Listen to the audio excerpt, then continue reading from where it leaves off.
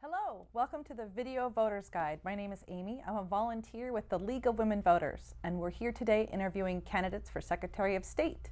This is Dennis Richardson. We're going to be asking him just a few questions so you as a voter can be more informed. So let's start with your background. What led you to run for this office? As far as background is concerned, I was a helicopter pilot in Vietnam 45 years ago, and I feel like I've been in training for 45 years to become Secretary of State, although I didn't realize it.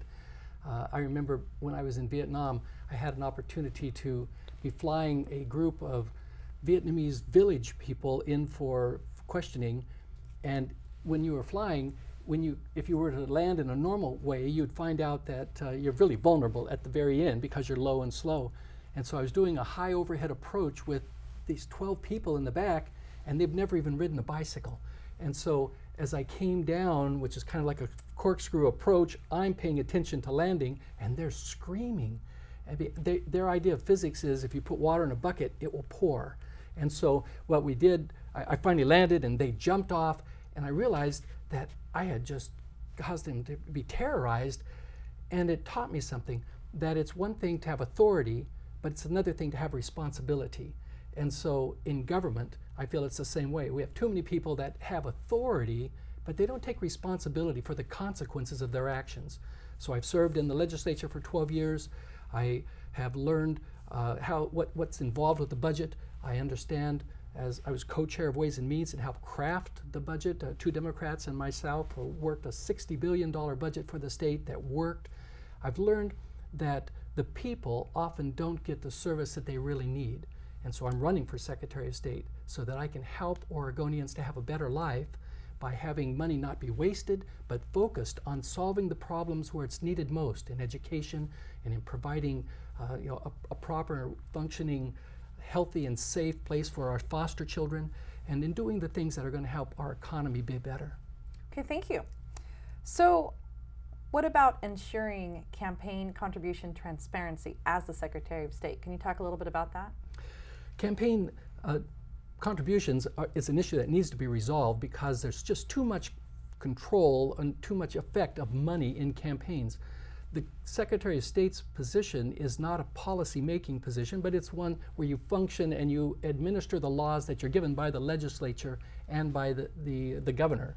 And so as the director of campaigns and over elections, I will ensure that the policymakers are aware of where the money is coming from, what can be done to help it have less influence.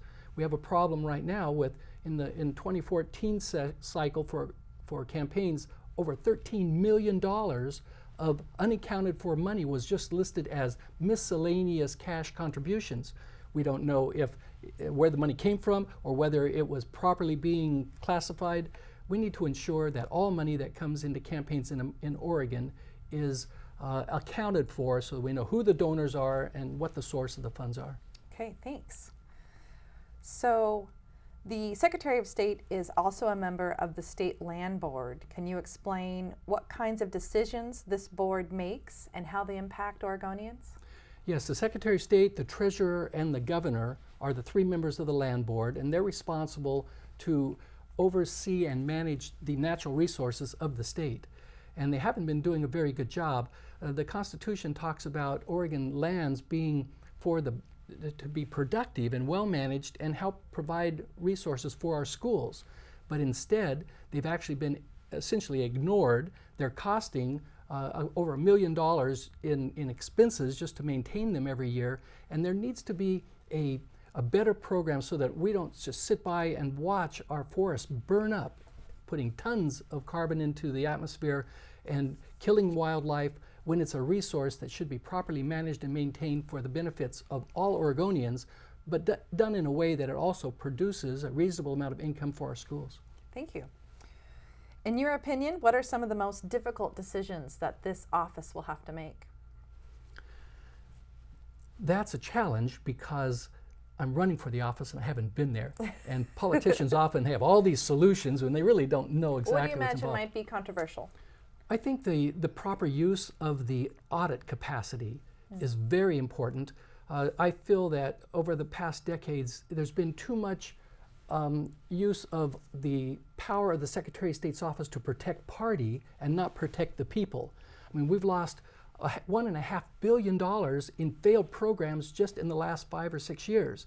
I mean, the corruption that appears to exist in the Department of Energy, where we had almost $1 billion of tax credits that were given to individuals and companies, and that money didn't come into our coffers. We need to have a Secretary of State who will use the auditing capacity to help ensure that the people's money is well spent.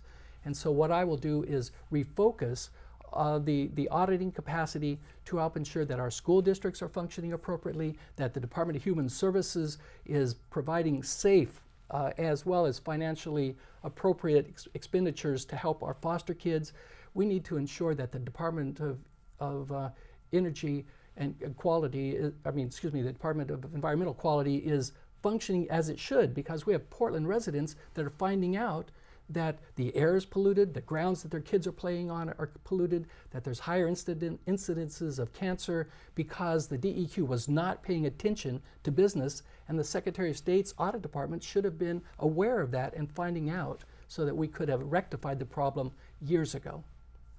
So we have just a couple last minutes. Are there any other issues or points that you'd like to make? I think that there are those that want to be a Secretary of State that are looking to have an investigative capacity. And I think that we need to remember the Secretary of State is controlled by the Constitution, and political campaign promises that violate the Constitution are not appropriate. The Secretary of State's office should be a bright spot for our economy. If the office is functioning appropriately, they'll be rolling out the red carpet to help businesses that understand our environmental principles.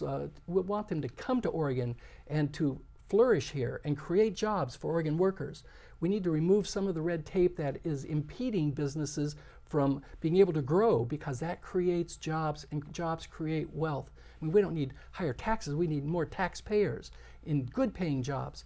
And so I believe the Secretary of State's office can be utilized in a way that's positive, that gets the job done, that lessens the waste and the abuse of power that has been so prevalent for far too long. Well, excellent. Thank you so much, Dennis.